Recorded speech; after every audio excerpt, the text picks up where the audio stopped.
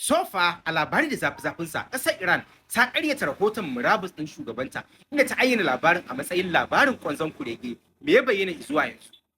A cikin wasabbin rahotanni da suka fita a baya-bayan Jamhuriyar Musulunci ta Iran ta ƙaryata rahotannin da suka yi yawo a kafafen sada zumunta a ranar Lahadi, inda ake bayyana cewa shugaban ƙasar Mas'ud Pezeshkian ya yi murabus tare da miƙa takardar ajiye aikinsa ga jagoran kolin ƙasar, inda Iran ta bayyana wannan rahoto a matsayin labari wanda bai inganta ba. Yayin da hukumomin ƙasar suka bayyana cewa shugaban Pezeshkian yana ci gaba da gabatar da ayyukansa kamar yadda doka ta tanada. Waɗansu rahotanni na murabus ɗin nasa sun fara yaɗuwa a manyan kafafen sada zumunta na duniya. Rahotanni sun yi ikirarin cewa shugaban ya ajiye mukamin nasa ne sakamakon zargin da ya cewa dakarun kare juyin juya halin kasar na RGC, inda aka bayyana cewa suna gabatar da abubuwan da suka wuce kima a rawar da suke takawa, har suna shiga waɗansu ayyuka na fararen hula wanda gwamnatin ƙasar ke jagoranta. Sai dai a nata ɓangaren gwamnatin ƙasar Iran ta ƙaryata wannan rahoto, inda ta bayyana cewa shugaban yana ci gaba da gabatar da ayyukan gwamnati kamar yadda aka tanada. Masu sharhi sun bayyana cewa wannan ƙaryata zargi da ya fito daga ƙasar Iran zai rage wannan raɗe-raɗin zargi da ake ta yayatawa